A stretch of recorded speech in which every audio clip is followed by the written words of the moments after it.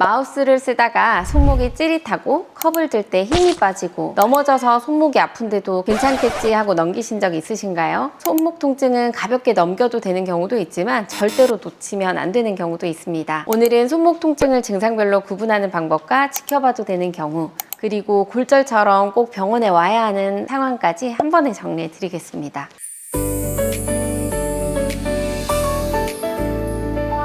요즘 손목 아프다고 오시는 분들 진짜 많죠? 손목 아프다고 오시는 분들 정말 많아요. 요즘은 스마트폰 때문에 손목을 많이 쓰다 보니 뻐근하다, 찌릿하다, 힘이 잘 안 들어간다 이런 얘기를 자주 합니다. 어떤 분들은 단순히 피곤해서 그런 줄 알았다가 통증이 오래 가니까 걱정돼서 오시기도 하고, 또 물건 잡을 때 손목이 아파서 생활이 불편하다고 말씀하시기도 해요. 손목은 하루에도 수없이 쓰는 관절이라 작은 문제도 크게 느껴지거든요.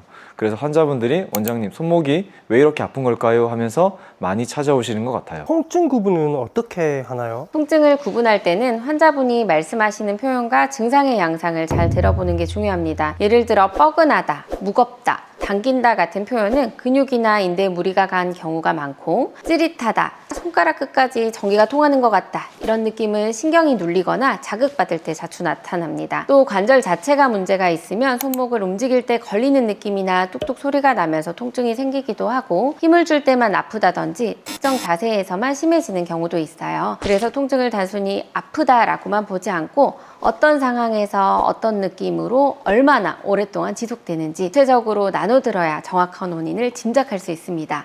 대표적인 손목 질환에는 어떤 게 있나요? 손목 터널 증후군이라는 게 있어요. 손목 안쪽에 신경이 지나가는 통로가 있는데, 이게 좁아지니까 압박을 받으면 신경이 눌려서 손목이 저리고 손가락까지 찌릿한 통증이 생깁니다. 특히 밤에 더 심해져서 잠을 깨는 경우도 많고 물건을 잘 떨어뜨리기도 하죠. 손목을 반복적으로 쓰거나 무리하게 쓰면 힘줄에 염증이 생겨서 뻐근하고 아픈데, 특히 손목을 꺾거나 비트는 동작에서도 통증이 심해집니다. 관절염도 원인이 될 수 있습니다. 나이가 들면서 손목 관절이 닳고 변형이 오면 움직일 때 걸리는 느낌과 함께 통증이 생기죠. 젊은 분들도 손목을 많이 쓰시는 직업이나 운동 때문에 관절에 무리가 가면 비슷한 증상이 나타날 수 있습니다. 마지막으로 외상이나 잘못된 자세도 빼놓을 수 없어요. 넘어지면서 손을 짚다가 손목을 다치거나 장시간 컴퓨터, 스마트폰을 쓰면서 손목을 꺾은 자세를 유지하면 손목에 부담이 쌓여서 통증이 생깁니다. 정리하면 손목 통증은 신경, 힘줄, 관절, 외상 이렇게 4가지 큰 범주에서 원인이 생기고, 환자분들이 표현하는 통증 양상에 따라 짐작할 수 있습니다. 그래서 단순히 손목이 아프다가 아니라 언제 아픈지, 어떤 느낌인지, 어떤 상황에서 심해지는지를 자세히 말씀해 주시면 원인을 찾는 데 큰 도움이 됩니다. 자가진단법도 있나요? 간단하게 해볼 수 있는 방법이 있습니다. 손목 터널 증후군이 의심될 때는 양손 손등을 맞대고 손목을 위아래로 꺾은 상태에서 30초 정도 유지해 보세요. 그 상태에서 손이 더 저리거나 찌릿해지면 손목 터널 증후군 가능성을 의심해 볼 수 있습니다. 그럼 힘줄 문제는 어떻게 확인하나요? 손목이 아프고 엄지 쪽이 뻐근하거나 찌릿할 때 단순히 피곤해서 그런 건지 아니면 힘줄에 염증이 생긴 건지 확인하는 방법이 있어요.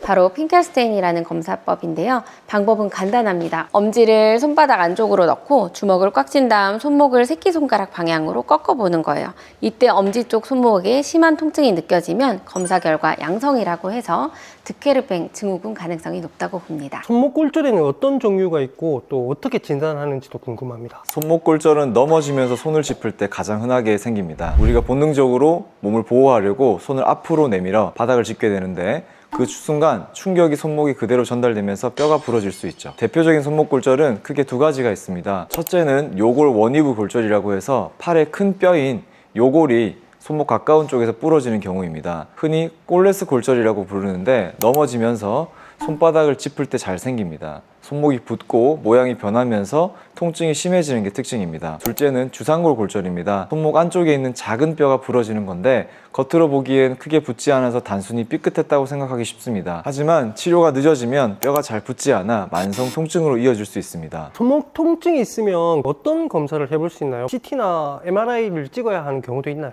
진단은 기본적으로 엑스레이 검사로 확인합니다. 손목이 붓고 통증이 심하면 우선 사진을 찍어 뼈가 부러졌는지 확인하는 거죠. 주상골처럼 작은 뼈는 엑스레이에서 잘 안 보일 때도 있기 때문에 필요하면 CT나 MRI 같은 정밀 검사를 하기도 합니다. 건초염이나 힘줄 문제는 진찰과 초음파 검사만으로도 충분히 확인이 가능한 경우가 많습니다. 손목 터널 증후군은 저림 분포와 근력 검사, 필요하면 신경 전도 검사를 통해 진단합니다.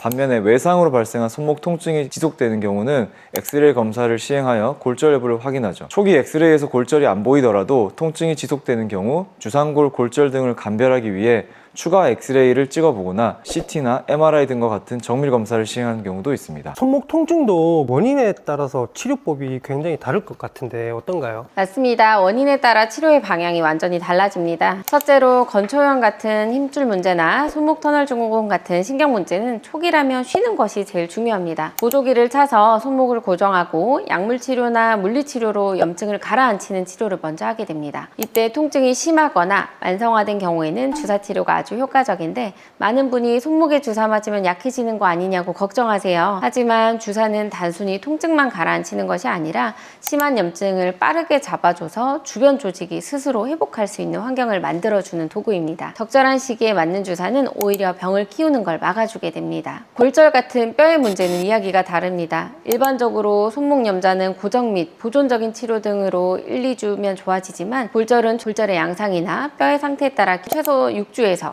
길게는 3개월 이상 깁스를 해야 할 수도 있어요. 만약에 골절이 어긋나 있거나 발견이 늦었다면 수술이 필요할 수도 있고요. 그래서 내가 지금 단순히 염증 치료를 해야 하는 상황인지 아니면 뼈를 붙이기 위한 긴 시간 고정해야 하는 상황인지 정확한 진단을 받는 게 중요합니다. 집에서는 어떤 점을 가장 조심해야 할까요? 손목 통증에서 가장 많이 하는 실수가 두 가지입니다. 하나는 아프다고 손을 아예 안 쓰는 것이고 다른 하나는 아픈데도 무리해서 계속 쓰는 것입니다.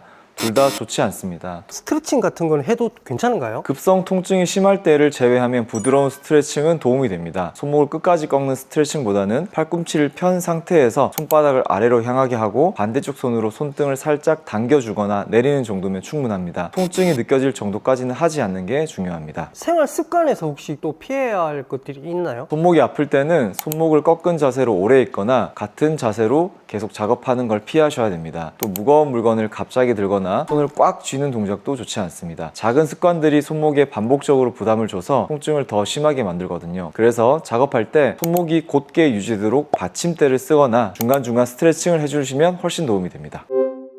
특히 넘어지고 난 뒤의 통증이나 밤에 잠을 설칠 정도로 저림이 심하다면 시간이 약이겠거니 하고 넘기시면 안 됩니다. 정확한 원인이 힘줄인지 신경인지 아니면 뼈인지 구분하는 것이 가장 중요합니다. 오늘 영상이 여러분의 손목 건강을 지키고 병원에 가야 할 고민이 되시는 분들께 확실한 기준이 되었으면 좋겠습니다. 지금까지 정형외과 전문의 은동찬, 마취통증의학과 전문의 하은지였습니다. 감사합니다. 감사합니다.